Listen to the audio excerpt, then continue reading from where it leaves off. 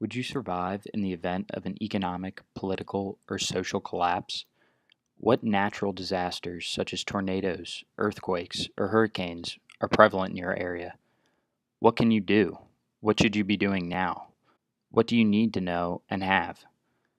The quote I just read came straight from the description of a subreddit called Preppers. The Preppers are a group of like-minded individuals that are preparing for the collapse of the system. Now, when you first think of preppers, the first thing that probably comes to mind is something like this. There's all kinds of dangers.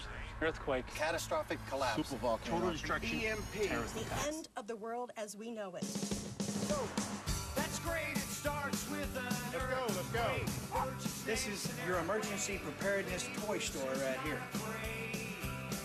If the world comes to an end, I'll be eating some good stuff. The extent that my wife and I go to is probably, let's say, insane. Fast.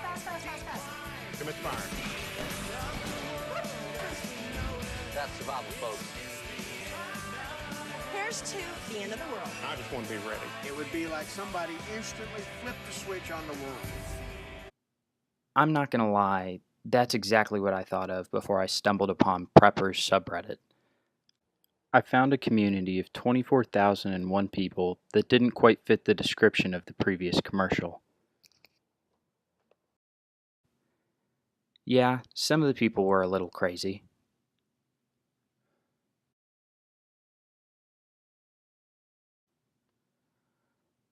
But a lot of them shared some pretty cool tips, such as this one. This tip might sound a little crazy, but I checked out the video and it's actually legitimate.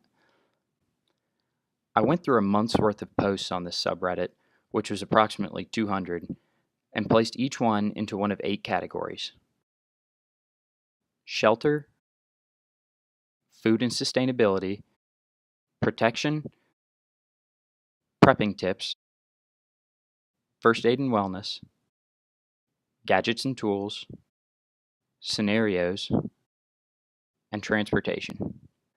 After tallying up all of the posts, I found that the top 3 categories were food and sustainability, prepping tips, and gadgets and tools. This made me realize that most of these people aren't gun-wielding, bunker-building lunatics like these guys. Rather, most preppers are more like this man, John Stokes. Stokes is a founder of Ars Technica, a former Wired editor, a publisher, programmer, and author of my favorite article that I found while researching the preppers, titled "Why I'm Not a Doomsday Prepper." In this article, he explains how he first got into prepping because him and his family moved to San Francisco, a place where earthquakes are all too common. Being a former Boy Scout, after the move, him and his wife picked up some MREs and a water barrel. Later, he picked up a double-barreled shotgun and some prepping gear, partially because he just thought some of the stuff was cool, but after that, he was done. He goes on to give a very logical explanation as to why the extremes that the doomsday preppers go to just isn't necessary, but rather being reasonably prepared for something like a natural disaster can't hurt. I believe that the mindsets of the online preppers, although slightly more extreme, greater resemble that of Stoke. After reading this article, I felt like I had a much better understanding of what was going on in the average prepper's head. Now, Reddit is by no means the only place where preppers gather online. I found numerous other forums and websites that were dedicated to all things prepper. One of the other major sites where preppers gather is the American Preppers Network website. From what I found, this seemed to be the home base for preppers. It had all of the information you needed to know to get started prepping. This article highlighted some of the basics: a need for food, water, and shelter. The APN wasn't just a forum, though.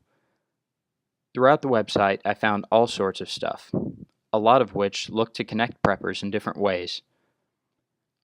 Under the podcast tab were links to things such as the APN Radio and Prepper Podcast Radio Network. This is what made me realize that this online community stretched far beyond simple forums. Probably the most surprising thing to me was the APN membership. Here you could choose from a monthly, annual, or lifetime membership with prices ranging from $6 to $500. I found the membership gives you access to a nationwide network of prepper-friendly businesses willing to accept precious metals, services, and sometimes even seeds as a means to barter. In addition, for the lifetime membership, you also receive a 1-gram platinum bullion. Aside from the precious metals, the most valuable part of the American Preppers Network was definitely their forum.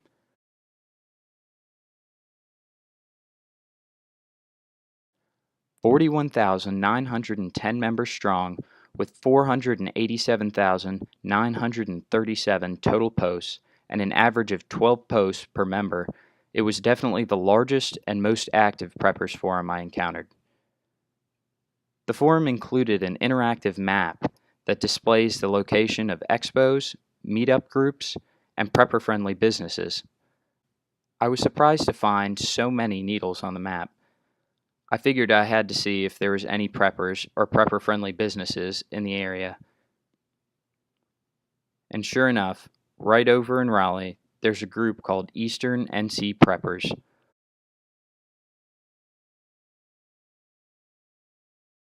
Along with a few businesses.